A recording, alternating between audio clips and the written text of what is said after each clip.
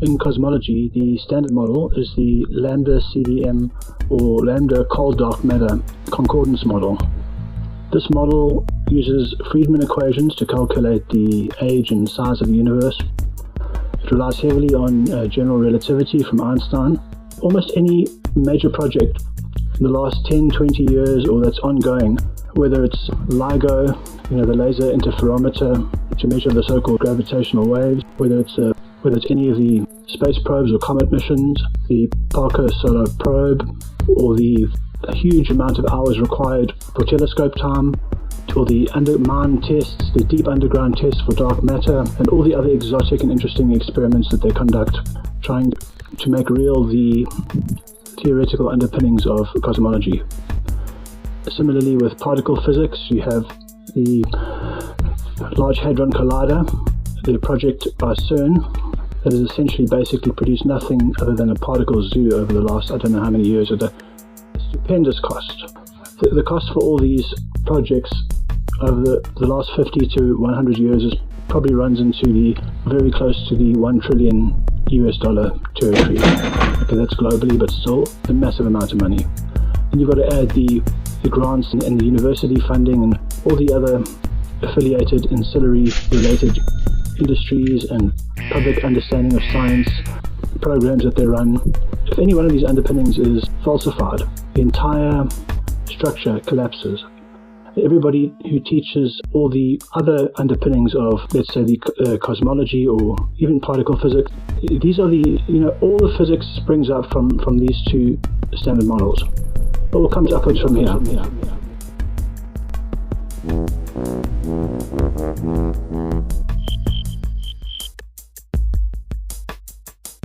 Halton Arp, who was a prodigy of Edwin Hubble, and a very well-educated, very accomplished, and very respected by his peers astronomer. Spent many years on the Mount Palomar Observatory and later at the Max Planck Institute, and has produced probably the most extensive record of galaxies and quasars ever that's ever been produced by any astronomer. For the purposes of spectral line shift analysis. Before they took his telescope time away.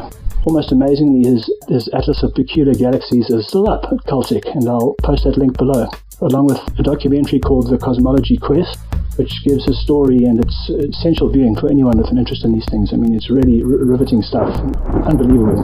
Now, he discovered that an overwhelming percentage of galaxies, the quasars, were lined up as if they were coming out of the central axis of a probable parent galaxy. They were redshifted in accordance with the distance away from that galaxy, as if they had been ejected and were downstepping their redshift as they moved away.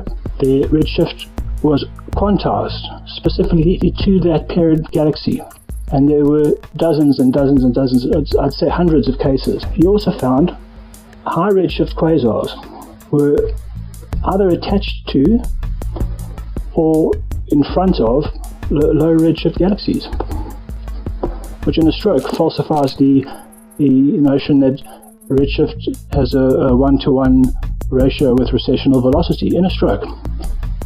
But none of this has fallen into the public understanding of science. Even though his data is still up, he was cancelled before being cancelled was a thing, and the model was preserved by those powerful few who are entrusted to keep the axles greased, and most people have never heard his tale. Now, this is just one aspect, and the most important aspect. One of the world's most controversial experts on the structure and morphology of quasars, Halton C. Arp, has for 35 years proposed just such an idea. For the heresy of opposing orthodox interpretations of the redshift problem, Arp has had to pay a heavy price, the same price paid by many a scientist with new and innovative ideas. Dr. Arp was forced to resign from his permanent position at the Carnegie Institute of Washington Observatories after the Caltech head of the Telescope Allocation Committee threatened him by saying, unless he changed his line of research, they would take away his telescope time. Due to this fact and his ongoing struggle against the established paradigms, Arp is often referred to as the modern Galileo. I remember when I sent the first paper into Astrophysical Journal on the nature of companion galaxies. I had a lot of them on the internet. connected, and I showed that they were systematically redshifted. I sent that in with naive, great expectations. People were terribly interested and impressed on this. And the editor of the Astrophysical Journal at that time was Subramanian Chandrasekhar, who had a fantastic reputation as a master theoretician and also quite an incomprehensible theoretician, and a tremendously powerful figure in the field, and editor of the Astrophysical Journal, which is probably the most powerful position in the field. And he chose not to, in his wisdom and judicial fairness, chose not to send it to a referee, but he just wrote across the paper, "This exceeds my imagination." And he sent it back to the director of my institute, Horace Babcock, with the obvious implication, you've got to do something about this staff member of yours who's doing these very bad things. And so Horace called me down in the office one day after this, and I walked in his office, to the director's office, and I saw this paper lying in front of him with Chandrasekhar's scroll across it. And Horace looked at me and said, "Well," he said, "this is just too much, and you're going to have to start looking for another job." And so all I could say to him was, "Well, if you send me that in writing, please send me in writing." And I was waiting in great trepidation for weeks and months to get something in writing, and I finally never did. So I realized that he decided to give me another chance, so to speak. So that was fairly early in the game, and then some years went by, and there was the competition for time, particularly on the 200-inch telescope, was getting more and more heated, and people were saying, "Well, we can't continue to give time to this obviously incorrect and embarrassing research that we're doing." So finally they sent a letter to me from the allocation committee, including a number of the younger members of my institute, saying that unless I changed my line of research, that they would have to take away my telescope time.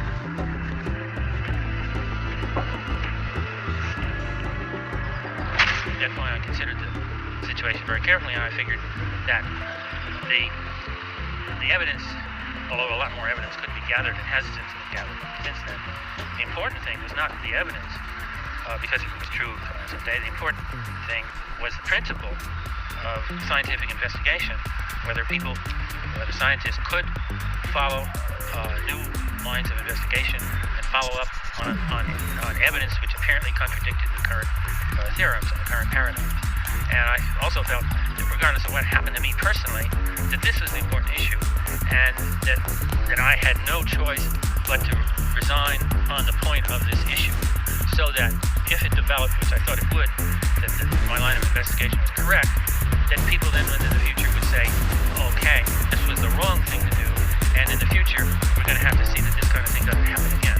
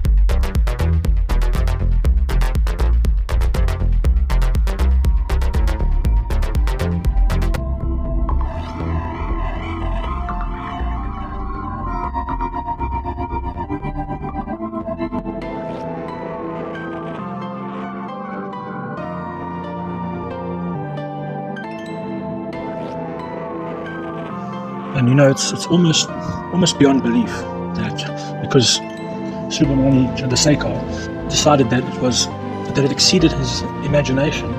The precise reason, by the way, that he should have accepted it. One of the foundational seminal papers on cosmology never got published. And for 50 years we've been plodding along the wrong path. Even today it should be reinstated, and the whole understanding of redshift should be revised, and along with proper understanding and a reasonable, not insane interpretation of the supposed CMB. Because the redshift debacle is out and out fraud. There's no doubt about it. Just as the cases with gravitational waves, just as the cases with the Higgs boson, and so many other things. But the case with the cosmic microwave background, that just takes the cake. This is just insane.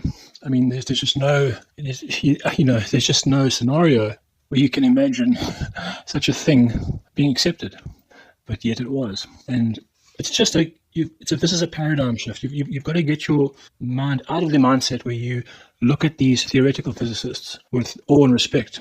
It's not personal. They're inheriting a lot, an assessment. But a lot of these things are not difficult to source to find out. And a lay person can understand all of it. There's nothing that somebody who hasn't done science beyond grade 10 can understand. So tell me what excuse is there for an educated post-grad, PhD, physicist, scientist trained in any technical field, or in physics, biology, chemistry, anything. There's no excuse.